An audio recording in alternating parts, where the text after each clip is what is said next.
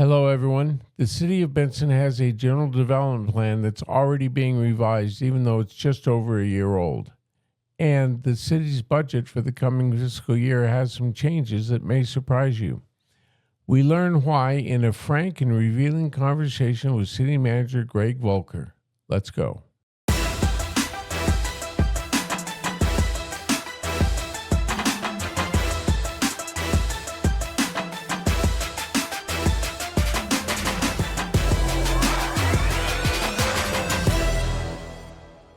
And welcome back. My guest today, Greg Volker. He's the Benson City Manager, also the police chief. He wears a lot of hats, correct? Correct. You've been with the city for how long now? 4 years.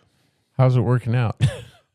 Love Benson. Do you? Love Benson. I actually, looking at, I had my last son was still living at home. We're looking for a small town, wanted to live in Arizona. My wife said she found a school like the town of Benson. She had family in Tucson, and so I put in for the chief of police job and been here 4 years now and rolled in a year and a half ago to be the city manager as well. Yeah. You didn't expect that when you became... Was not the intention, no.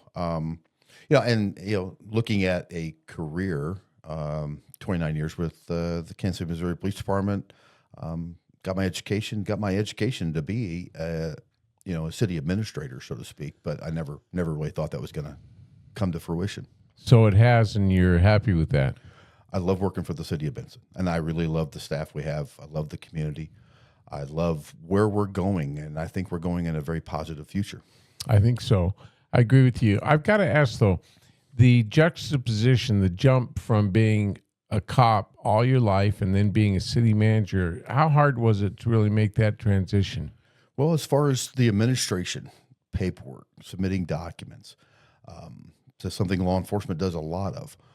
The hard push for me, and still something that I understand now, is public works, because that is everything a city does really falls in public works. You're talking about streets and parks and utilities, maintaining the roads, make sure the water turns on. So when you were in law enforcement, you used all those things, but you weren't responsible for funding. Correct. Correct. Or understanding the lengthy process it is to, for instance, find a pipe, make sure the pipe is working, make sure that everything is connected across the line. And that is it's a heavy push. And I'm thankful to have the public works director that I have, Brad Hamilton, my deputy public works director, Edward Marino, and then all the staff in utilities. They have really stepped up, making sure my questions get answered when I need them, and they don't hesitate to make sure that I am knowledgeable. Chief, as I said during the intro, we want to talk about two broad subjects: the budget, city budget, which is being worked on, is going to be adopted by the end of June, right? And development, since the ADI plan, all these other things have been in the news so much. Right. Excuse me. I thought it'd be a good idea if we took a look at the city's development plan, which is very comprehensive. Right. And the first thing I want to tell people is that you can go, folks, on the City of Benson website, just Google it, and it is very comprehensive. If you want to see details, for example, about the general development plan, it's all laid out. There are maps to the plan itself, which is, 20, 30 pages long. And I'm going to make a point, Chief, when we get to that point, that a lot of public input went into this general development plan. That's correct. And then if I can also add, we're actually in the process now of developing our next 10-year plan. So we have a process starting in July when the new budget year rolls through.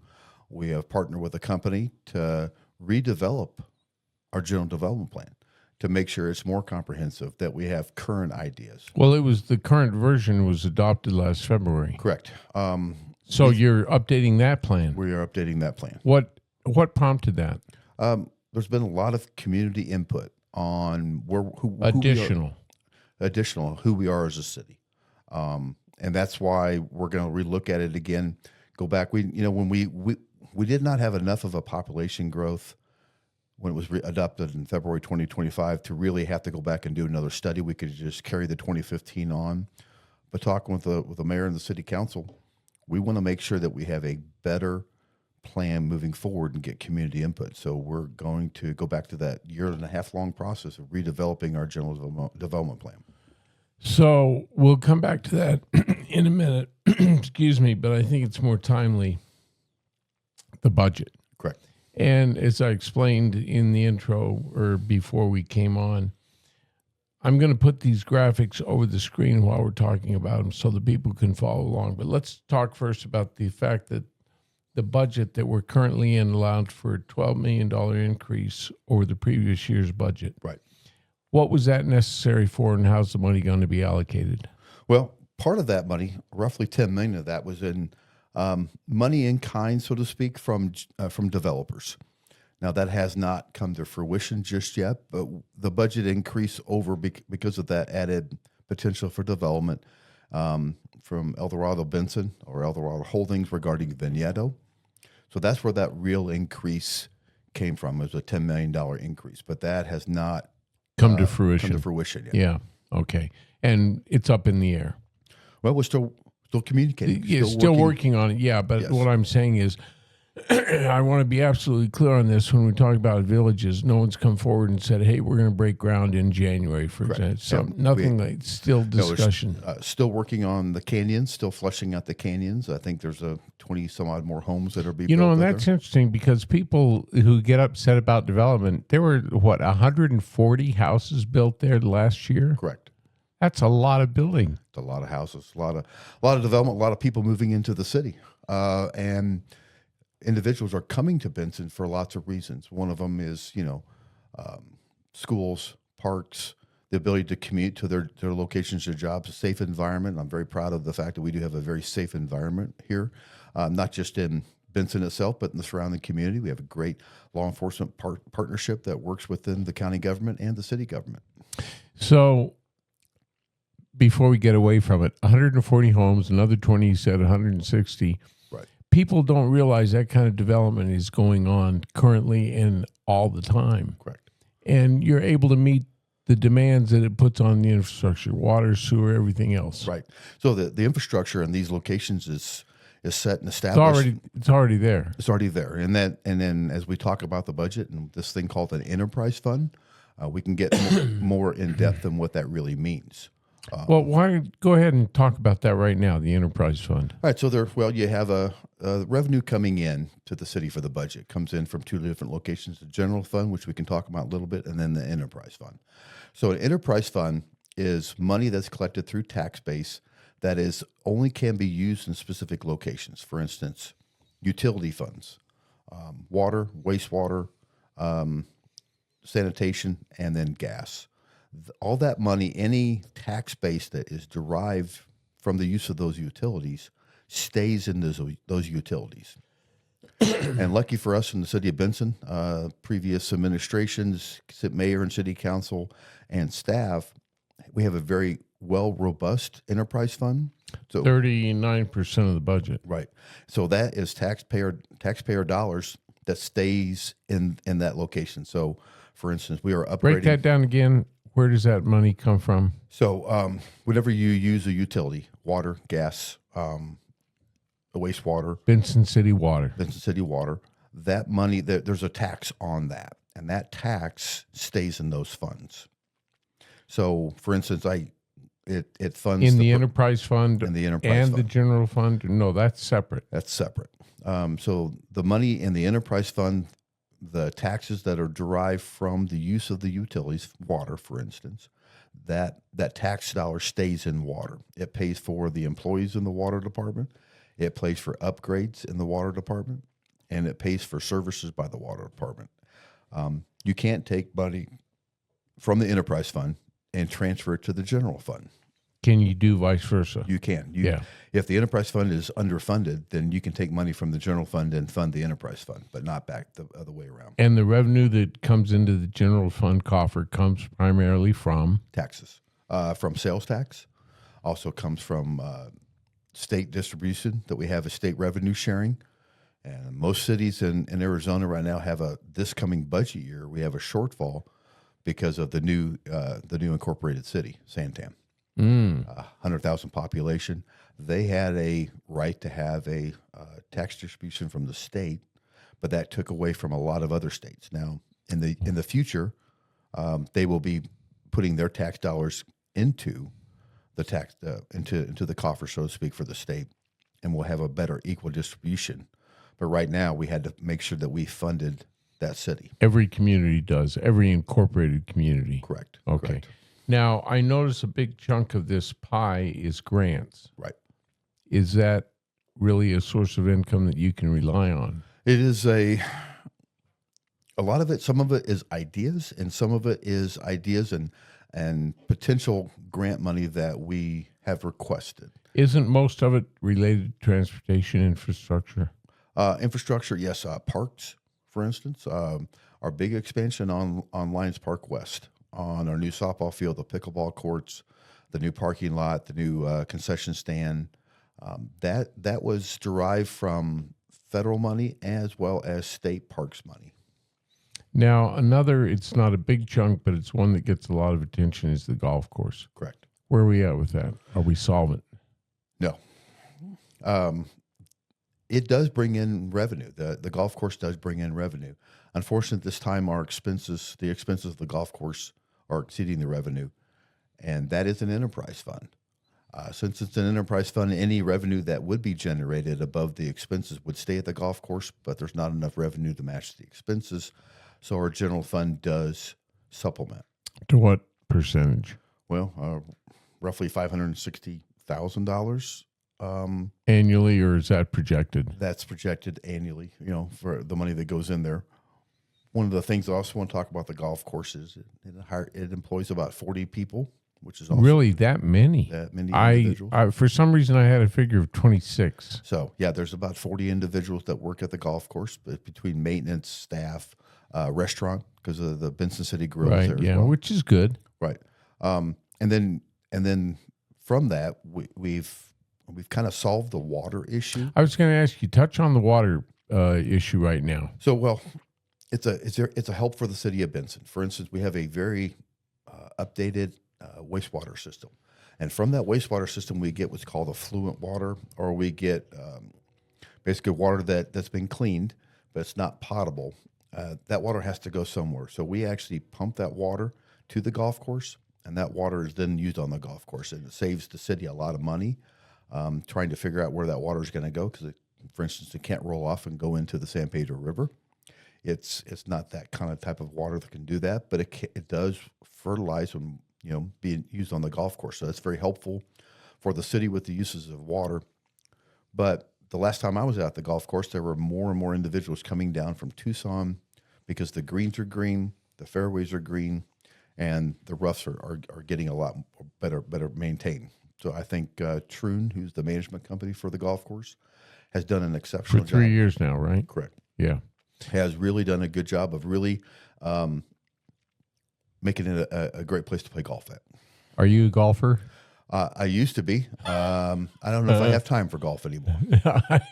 I've played it like maybe 3 times. There's a golf tournament every summer up in Flagstaff that's organized and held by the statewide electric cooperative association. My dad was on the board. The golf tournament's named after him. So wow, that's pretty cool. Yeah, it's pretty cool. It's a beautiful course there in Flagstaff, but I'm a terrible golfer, just like my dad was. I don't think they're going to name any golf course or game. No tournament after me. So break out the difference in terms of where we're going with the new budget, which will be adopted. Any differences? Right. So one of the things that the city has done, and I'm very proud of this continued forward thought, is that we don't think about a budget going into 1 year. It's about how's the budget for the current budget build on the previous year's work. And so we actually have a 5-year plan in our budget. We look at projects that continuously build on each other so we can save money, so to speak, for things that we want versus things that we need, and constantly build for that. As we move into our new budget year, this has not gone in front of the council. We're going to have a work session on May 11th at 5:30, where we're going to talk about personnel, operating expenses. We've already talked about capital projects. But then on May 18th, the adopted budget will then be potentially, the recommended budget will be then approved on May 18th. And then until the final budget gets approved at the end of June. But we are building on what we've done. So we started a great paving program. We've also begun to work a lot in the park system, increasing lighting, increasing electrical access. We have some grants, mentioned grants, continue to continuously improve the park, rebuild the Ramada, for instance, get in some walking trails. And we have an established park plan that was kind of drawn up in 2016 that has 3 different phases in it. 4 phases in the park plan, and we're in the midst of phase 2 right now. Now, you just dedicated the pickleball courts. How are those and those other improvements related to those funded? So partly from general fund, from taxpayer revenue that we have, that we attain from sales tax, and then partially from state parks. By the way, none of this happens without public discussion. Correct. It's always brought up with the council. Right. Correct. There have been so much misinformation put out about how the city tries to sneak things through. Right. Of course, it's related to the ADI thing, but that nothing could be further from the case. It's all transparent. One of the things that I bring, and especially with the staff that I have, the department heads at the city, is that one of my mantra is make sure that we always follow the rules. Follow the rules. Make sure we're following city code. Make sure we're following state statute, and work with our city attorney who advises the city council and the city on making sure that we follow the rules and the state statutes. And that's huge for us. So there's nothing that we do that's not already talked about, discussed, brought in front of city council. My signatory limit, for instance, is $30,000. So there's nothing that's not that much for a city manager. But it's what the council. Oh no, I know. I'm Right. just saying. Right. So that's a safeguard. Right. And I'm just pointing out that's unusually low in my experience. Right. So basically everything that we do, the large project wise, goes in front of the city council. Packets go out a week before the city council meeting. They're posted online, and citizens can review it as well. Yeah. And then they can come to the council meetings and express their opinion to the city council, which people have done a lot more of this last year. So again, what's the big difference between the current budget and the budget that is being deliberated right now? Well, the biggest difference. I guess the real biggest difference is our tax revenue has not increased really since 2023. It has roughly remained the same. When you say tax revenue, do you mean for the general fund, like sales tax, or you mean from Correct. the state? Both. We actually had a little reduction from the state this year, and then, you mentioned that related to the incorporation of correct. And but our tax base has relatively remained. Our taxes that we get for revenue have relatively flat, roughly remained the same. And why is that? Well, I think that's I know why, but I think we need to make a point here. So, and really that has to do with economic development. Right, growth. Increased sales, Right. all of the above. Right. And it's not individuals come to the city council don't want Benson to become a big city, for instance. We're not interested in Benson becoming a big city. We're interested in increasing the viable opportunities for individuals who live here to shop here. And when individuals spend their money in Benson, then that increases our tax base. And that's one of the things the city is looking at, is working on economic development, which is why we're looking at redoing our general development plan to ensure that our zoning is appropriate and friendly for allowing businesses to build here. Chief, where would you like to go with the budget right now? Because as I said, people can go online, they can look. I don't want to go into extreme detail, because I would rather leave that to people who want to know that kind of detail. But what else do you think we need to point out? Well, one of the things I want to talk about, we had a bond issue for new City Hall. So in the efforts of ensuring that we're using the taxpayer dollars correctly, we purchased a building. We're going to renovate that building. It's at 205 South Brooklyn Repair, which is close to the Walmart. So that'll be in the budget this year to renovate that. Total of how much? The the property was $750,000 roughly, and then $1.8 million for renovating it to ensure that we can take all city employees and put them in one location. What's going to happen to the building you're in right now? So, well, a lot of thought, and that'll be up to the mayor and the city council. one of my recommendations that I have is that we would lease the property to the school district. Oh, that's a good idea. The school district has, 1,100 students, always needing space, always needing locations, and they have a very advanced, it's BDLC. It's the learning for individuals who maybe have a hard time in school but still want to graduate from high school, and Right. it is maybe an opportunity for the school to lease that from the city and So utilize it. hopefully it'll bring in revenue. Right, bring in revenue, bring in more students, open the opportunity for more education. To talk about economic development, for instance, the Lumen Dynamics. That wasn't just a business coming in town; it was an opportunity for individuals who graduate from high school to begin to work in locations. And we had a great relationship with Cochise College as well on development of skilled labor.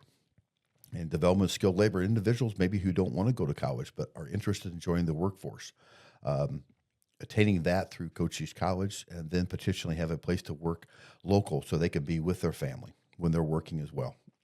Well, all of that's going to be resolved by the time the budget is adopted. It's hopeful, yes. Yeah. All right, Chief, let's switch gears. However, this is your forum right now. Okay. And so if there's anything else at all you want to bring up about the budget, now's the time. Well, one of the other things with the budget is we are listening to the community, some of the things that they want. One of the other large pieces of going into the budget this year recommended is advanced street paving. So we're looking at one of the big project topic items we have is Ocotillo. Ocotillo from 4th Street going back to Union, going from 4th Street and south. That runs by the hospital, by the post office, also by Safeway as well. Taking that, and that's going to have to be re-engineered, basically Redone, remade. completely. Yeah. But it's an expensive proposition. We have our bids out right now to make sure we're maximizing the taxpayer dollars. But I think Ocotillo is something that a lot of community members want. And then the rest of the streets in town. There's issues within our streets, and What are referred to as the surface streets? Surface streets, correct? Yeah. The roadways in front of people's houses, potholes, alligatoring where the water has taken the streets and made them rough to drive on. So we are looking at that, and this budget is heavy in that. Is that come out of the general fund for the most part? Some of it will come from actually construction sales tax. So that's another piece of the budget that individuals maybe not realize. So that's not tax based, but it's taxes on construction.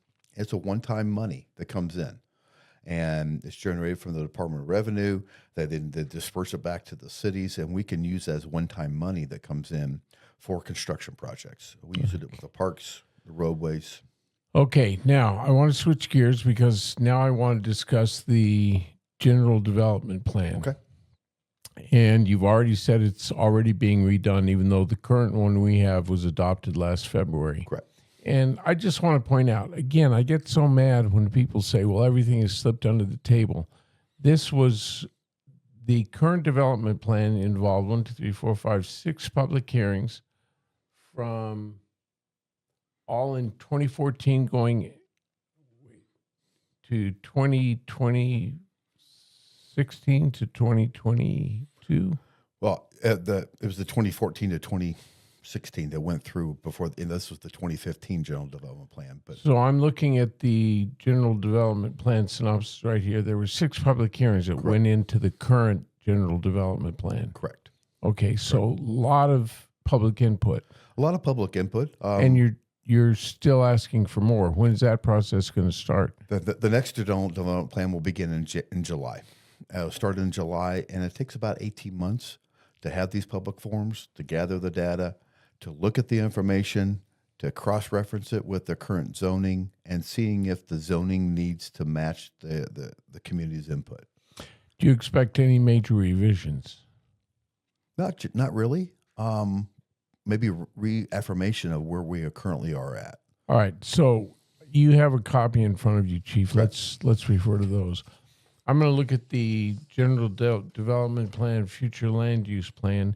If you could explain, let's start by going down 90, since you referenced the villages, although that's nowhere near being announced. But let's talk about the areas that is going to impact. See where the little 90 is there on the I do. roadway? I do. Okay. Is it in that general area? Yeah. So if you look at the map and the large purple area to the southern end of State Route 90, Right. that is the Vigneto. So that is a revitalization district agreement between the city and the developer, who is Eldorado Benson, Mixed use. and it is basically it's 14, looking at 20,000 acres with a potential development of 14,000 homes. All right. So my point being, that's already part of the development plan. Correct. That there was a lot of public input in. There's a lot, yes, sir. Okay. How comfortable are you with the way that looks? Well, it's still it's a viable option. I know there's a lot of public comment regarding water usage, the amount of homes that are there, and one of the other things I want to bring up, I guess, going back and talking about community development, economic development, is that homes don't generate a lot of taxes. It's the spending of money from the people who live in those homes within the tax base itself. So that's one of the things we're looking at. Development at the airport, development along the existing streets along 4th Street in Benson. Okay, we would refer to the downtown development plan for that, but Right. let's go up 90 a little bit Okay. to the orange area, which is just south of the Loves Right. development. Right. And you have that set up primarily as commercial with a Right. little bit of industrial. Right. So it's commercial. And I think that specific area, that industrial area there. Yeah, I was going to ask about that. That's one area that some citizens has stated that they're concerned about. So we're going to relook at that and see if that's where the community wants to. It doesn't look like a real large area. It's not a very large area, but that's one of the things we're looking at as the city, and that's why this development plan update is huge, to make sure to see if individuals are interested in industrial in that area where there are homes at. Now, if we just go right up to I-10 and then curve over towards the city of Benson, that's primarily commercial. Correct. Even along I-10, what kind of development would we see coming into town? Well, I guess that's the interesting aspect. The city doesn't get to choose Right. who develops. Right. It's up to the developer itself. We try and lay the groundwork of where the citizens, through the general development plan, would like to see commercial property, but really it's up to the developer. Going back into Aluminum Dynamics, for instance, Aluminum Dynamics chose the city of Benson. They chose the location to develop here, and then the city of Benson just established that relationship to show them city code, the rules that were here, and then by right, it's like individuals moving into a house. You buy a piece of property as long as you follow the code and the rules, and you pay all equitable taxes and permits for You building. can build that house and live in it. Right, you have that choice because that's a by right. The same thing for development. If the property is zoned and you have that kind of development, so you're going to put in a commercial property, it's by right. They have that right to move there. Well, Chief, the point I'm trying to, sorry. You're good. You're good. You are Chief to me. So, Right. Yeah, it's a term of respect, by the way. Understand. Thank you. So, again, the point I'm trying to make here is I look at this plan, I look at all the public input, was that nothing was snuck in. This goes back to 2014, for heaven's sake. Correct. And a lot of this is based upon the city of Benson really began to zone in 1962. That was the first time that zoning really became a thing. And as time has gone on, through many city councils, many public hearings, the zoning has roughly remained the same since that time period. The desire for commercial property, the desire for industrial, desire for residential. It's all been laid out, beginning from our founding fathers. How confident are you that the council mirrors the public's wishes when it adopts these plans? So that's why we have the public input. That's why this last one had 6 different public forums, and I'm very confident. The communication with the mayor and the council and the community has been very, very good. Some individuals come to the city council to have their communication, but a lot of the communication happens behind the scenes through emails, conversations with in meetings with the city council and the mayor. That's where a lot of the conversation happens. So let's take a look here at the downtown development plan, which I'm holding now, which is Right. a little bit more detailed. And I'm looking along the Highway 80 corridor. It's a mixture of commercial and industrial. Very little else. I guess MDR is what? Mixed use development? Right. Okay.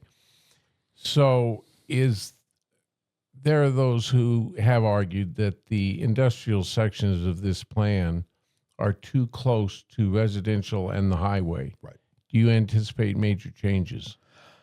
It depends on what the public, it's one thing, people expressing themselves, especially through social media. But when they actually get down and come to a meeting and actually have that one-on-one discussion to talk about it, that's when changes really get made.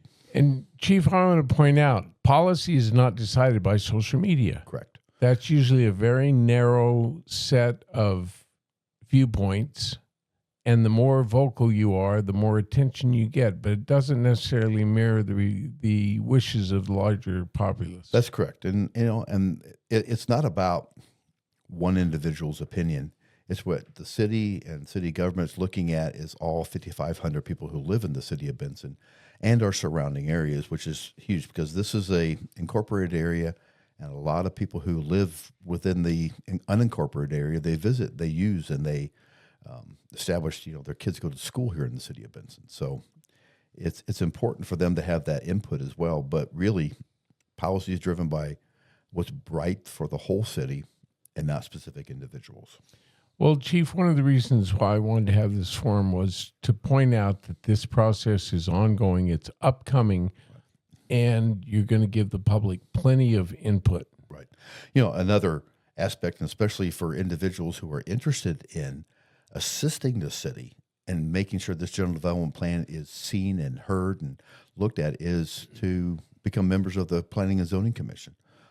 Because any changes that happen to our zoning maps goes in front of Planning and Zoning. They look at it. Some of them are experts in the field. Some have desire to learn about what our general development plan looks like, what our zoning map looks like. So when requests come in to change zoning, then it goes in front of Planning and Zoning. They make a positive recommendation to the council or a negative recommendation to the council, and then the council votes for potential zoning changes. What is ESA? I'm not sure. On the 2 large green areas that are environmentally sensitive areas. Oh.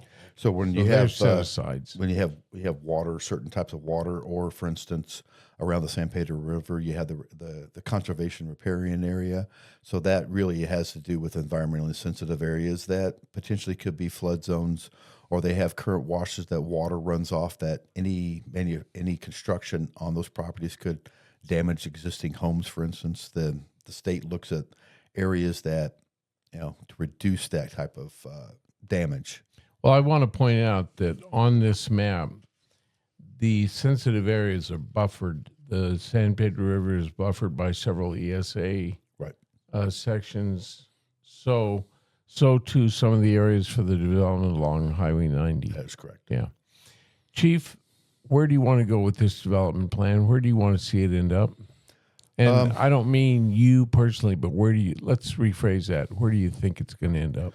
I think the zoning will roughly remain the same, but we do need to talk about specifics on industrial areas, development, potential input from the community on the incorporation of some unincorporated areas into the city.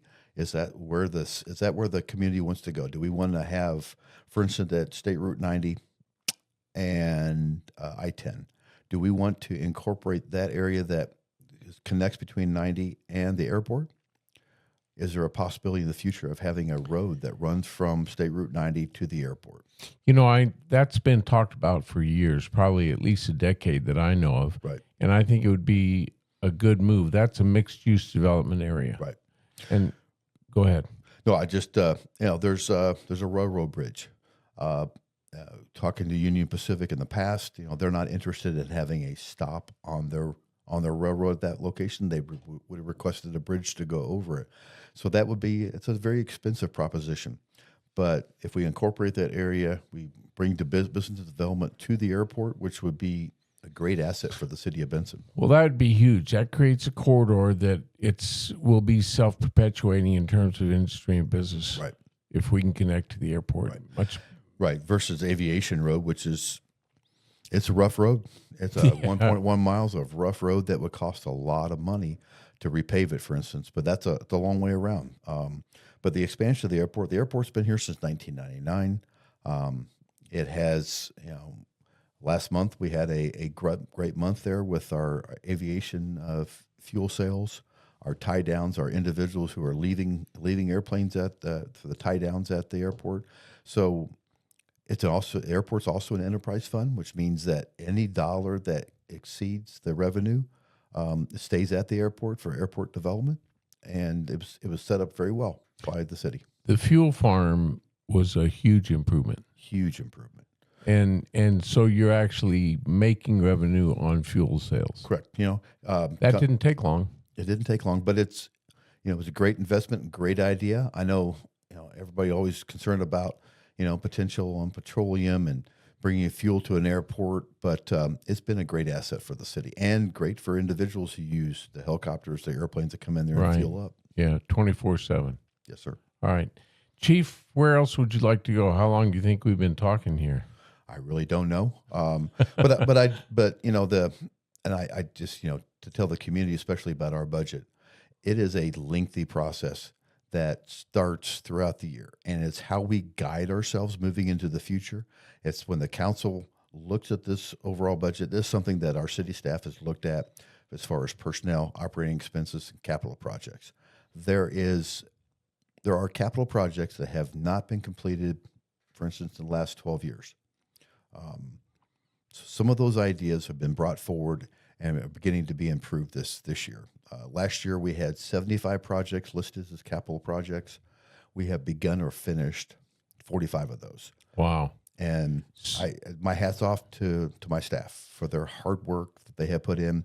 But the mayor and council that we currently have seated, they have been active in that because they have to see everything. They have to approve it.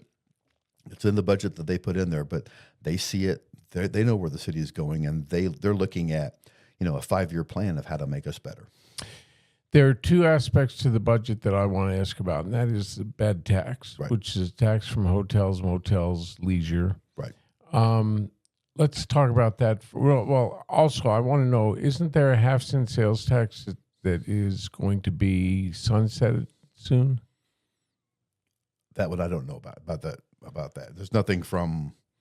Well, that answers my question. Right. I'm probably thinking of a state tax. So it may be a state tax, but it's not nothing from the city is going to be sunsetted. Talk about the bed tax. So it's just individuals who come here, stay at a place under 30 days. That goes into the general fund. That goes into the general fund. Okay. That is How correct. big a piece of the general fund is Very it? small.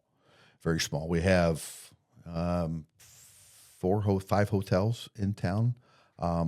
Some of them are lengthy stays, and some of them have contracts that go beyond 30 days, for instance, which would not generate the bed tax.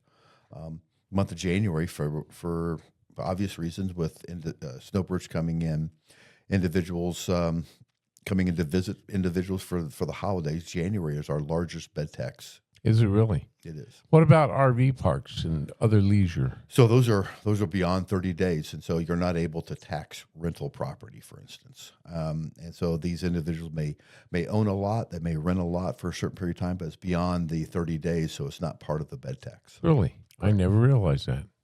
That is correct. Well, our population almost doubles. Almost. With the RVers. Almost, and we love them. We love them here. Well, yeah, we get them. I was going to say they pay their share of tax in the sales tax. Yeah, they do. And you look at an economic study was done regarding the golf course, for instance. the golf course being here generates about $4 million worth of revenue for businesses. Spillover. Individuals coming here, they're coming here to use the golf course. Individuals who come are winter visitors that come to stay here. Having a golf course here is an option for them to have a brand of entertainment. My wife and I do a lot of RVing. I know several of the park operators. They talk about that. They talk about the impact of the winter visitors, right? Not just on the RV parks, but on everything else in the city that they use. Right. And the theory is that $1 spent generally rolls over about 7 times. Correct.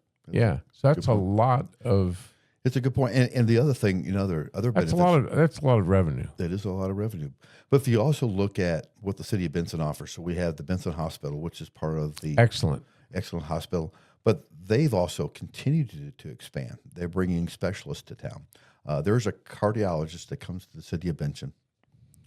He's the only cardiologist that comes in. It's in Cochise County. Talking about Dr. Meyer? I'm not sure the actual doctor's name, but I know that he has like 1,000 patients. Yeah. And they come from all over Cochise County to Benson. It's my doctor. And that's good. Yeah. That's good. But it's the way that the community continues to expand to provide services here. Services for people who want to live here. While we're talking about the hospital, I have to tell you their MRI unit, the new imaging center and the MRI unit, incredible. They offer world-class imaging that you'd have to go to, some of which you would have to go to Phoenix to get. That's unbelievable. That's, especially I had a recent bout with some skin cancer, and that was discovered by a specialist here in Benson, able to, keep me moving forward. But that's services offered by this community for people who live here, and that is a huge partnership. I don't want to make light of it, but the skin cancer wasn't on top of your head, was it? It was on the top of my head. Was it really? It was. And they took a large swath off and rebuilt my head, so to speak. And I'm going to do a better job of using sunscreening and wearing hats. Good for you. No, I'm glad that worked out. Yep. Every time I go in, I shudder because I think I'm going to get 2 or 3 different things cut off. My last skin check, I only had one little blemish, but luckily, that's good. Do it every 6 months. That's good. So, but that partnership with all these service providers within the community, we're looking at expanding the fire department, looking at putting you're gonna have to expand the fire department. I just want to make that point because of what is anticipated to happen along Highway 90. Right. So in the budget this year, I also want to mention that we have $1.1 million looking at land acquisition as well as design and engineering for a new fire station up on 90. And so that's money that we've put in the recommended budget. Of course, the council has to approve the budget. You said 1.1 million. Correct. So, and that's for land acquisition and design and engineering. Yeah. Now you're going to have some, hopefully, partners in that. Well, of course, developers. Always hopeful. But it's a need for our community. It's a need for our citizens. Expanding the amount of full-time firefighters that Benson has, and that's also in the back of our mind, making sure we can provide constant service for our community. Chief, I want to wrap up by saying this. Thank you to our first responders, our police officers, all of the people that keep us safe. You're still a cop. Yes, sir. 34 years. Love the profession. Love what the profession can do for the community. And this is a very safe community, very well-supported community. Love our police officers, firefighters, dispatch, civilians behind the scene, everybody behind the scenes. Our ambulance crews are great. Healthcare innovations or North County, depends on how they want to call it. I don't know if you know this or not, but we did a podcast with HCI. Great. To point out what they're doing. They do a hell of a job. They do. And I can say that because it's my podcast. That's right. There you go. I don't have to say heck of a job. I can say hell of a job because that's what they do. Chief, can I have you back? Maybe we get you back just to talk about law enforcement. Anytime. I'm always available. Safety stats and what it takes to keep this community safe. Okay. We can do that. All right. Well, ladies and gentlemen, I want to say again, my special guest has been Greg Volker. I call him Chief. He's a city manager, chief of police, wears a lot of hats. The city, under his guidance, I think, is making great strides. And again, I'm going to make the point that anything that the city is doing is transparent. You can get the input right from Correct. online, from the council. Online, ask questions. You know, the best way to get an answer is to ask the question. Yeah. And I encourage that. Yeah. So I'll put it's bensonaz.gov. That is correct. It's just that bensonaz.gov. Right. The website on the bottom of the screen. In fact, I've been displaying it as we went along. Go to the website. It's excellent. A lot of information is available there. And on that note, I'll say thanks for joining us. Catch you next time. Thank you very much.